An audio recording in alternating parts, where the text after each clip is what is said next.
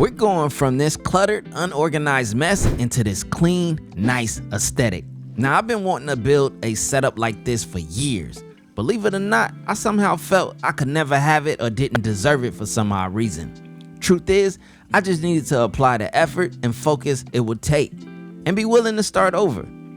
So let's start over. Now, I've never really been the one for cable management, as you can see. It's tedious, it takes time, and it's hard to change your setup. But today is the day all of that changes. So the first order of business was to take down my secondary desk setup, which was my gaming and streaming setup, as you can see, and a lot came with that. Now, fast forward to the next day, and it's time to take down the main setup. And as you can see, I'm not a big fan of cable management. Do not judge me, please. Now they say cleanliness is next to godliness, so let's be godly and clean up this mess. Now, I started off taking every single piece of equipment off of my desk, like literally everything. I mean, we're gonna strip this down to the bare bones. And the true benefit to doing this is you give yourself a blank, clear canvas to paint your new vision. And let's be real, it's not fun, it's tedious, it takes a lot of work, but in the end, it's worth it. Now, I truly do love this desktop and I'm gonna miss it, but all good things come to an end and it's time to start a new chapter. Now, contrary to belief, this is not my main desk. This is gonna be an unboxing, all-purpose type of desk. And this desk is gonna go right here.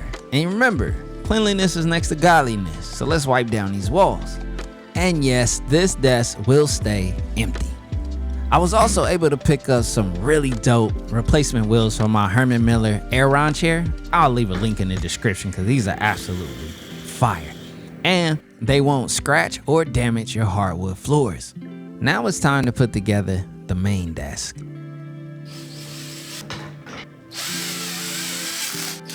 This is gonna be a massive 78 by 30 bamboo top sit-stand desk with rolling casters.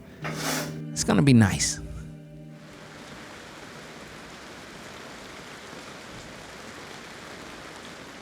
Now, today just happened to be a rainy day, which is a cool mood, but the reason why I'm really cleaning the windows is going forward, I want to start utilizing more natural sunlight in my shots. I've had this massive window and I've never taken advantage of it.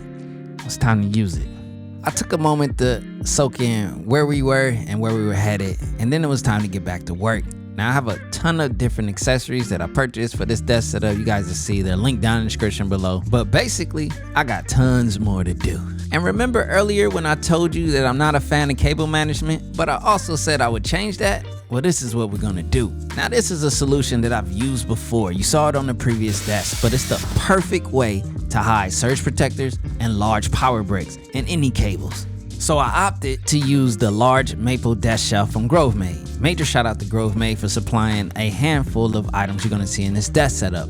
Then it was time to put my Yamaha HS5 studio monitors. Now, I decided to switch things up to a higher sitting position, which I absolutely love. It's fire. Now it's time to put on my monitor, my Apple display, or shall I say displays, because I'm gonna be adding two of these. One is floating and one is on a stand. I know, long story, and we don't have time for that. So I added my Apollo Twin Duo audio interface, my OWC external hard drive, the mini stacks, my Blackmagic speed editor, and my MacBook Pro. And then we added a couple more with this external hard drive from Glyph, followed by my CalDigit TS4, the Thunderbolt 4 version.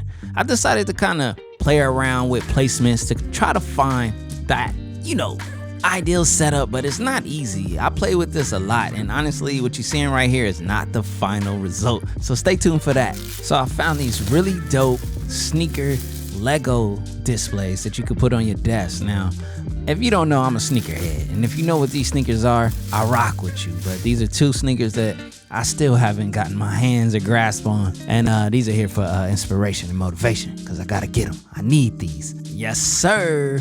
And now it's time for me to roll out my merino wool desk pad that I got from GroveMade. Another great addition to the desk, and so is this wooden MagSafe charger. Also, I got the wooden headphone stand to match, obviously keeping the aesthetic on point. I also played around with the idea of placing my Apple HomePod 2s on the desk as well. Now, one thing for sure that's going on this desk is my LaMetric clock. Absolutely love this thing, and I'll show you exactly why in a bit. Now, when it came to cable management, I actually went the extra mile this time, I promise. Also, I decided to add the large vegetable tan leather mouse pad from Grovemade, and it's not even for my mouse. I actually use it to keep my tech gadgets in good standing. This also matches my headphone stand, which houses my DT770 Pros from Beyerdynamic. I also installed this really dope shelving unit, but I can't show you until part 2 of the video. Sorry for the tease. Now, I put my RE20 mic on the low pro stand from Elgato. I added this lamp from Gantry, which is sustainable, and it looks good too. I added this black task knife to the setup, as well as this notepad, which I have from a previous desk setup. It just adds to the aesthetic and looks really, really good. Now, my mouse of choice is the Logitech MX Master 3. Now, I cannot recommend this mouse enough. It's my favorite by far. And then we picked up another dope Etsy find. Now, this is the Gotham rug. Now, if you know what this Gotham is all about. My sneakerheads, please educate the tech nerds in the comment section down below. Okay, now it's time for me to mount my TV, and I highly recommend you pick up a stud finder for this job. If you need access to one, I'll link the one that I found on Amazon down in the description below. It was super effective for me, and it was well worth the investment. And it's also very smart to make 3 small holes to verify your stud. After that, I loaded my impact driver and I drilled with confidence. Now, I did not fully drive in the lag bolts. I hand tightened them to finish them off. This is extremely important as you do not want to strip the wood. I even tested it with my own body weight with a couple of pull-ups. Now, if you're curious on the mount that I picked, it'll be linked down in the description below. It's a full motion one and it's heavy duty as ever. And now it's time for the finishing touch. I picked up these dope lights from Govee. Now, these allow you to build shapes on your wall and highlight and accent your television or whatever it is you want. Like, this is super duper duper. Nah, but on a serious note, these are so good. I was able to use my leveler and I only put up a couple of the segments. I knew what shape I was doing, but I put up like the first 2 segments, and then I figured when I connected everything, it would all be leveled. And it was just that. Man, the Govee lights just add that icing on the cake when it comes to the setup. I love the glow, I love the hue, and I love the way that they illuminate my space. Now, I'm here day after day, hour after hour, getting it in, putting out these videos for you guys. Now, I love what I do, and why shouldn't I love the space that I do it in too? This is part 1. Stay tuned for part 2.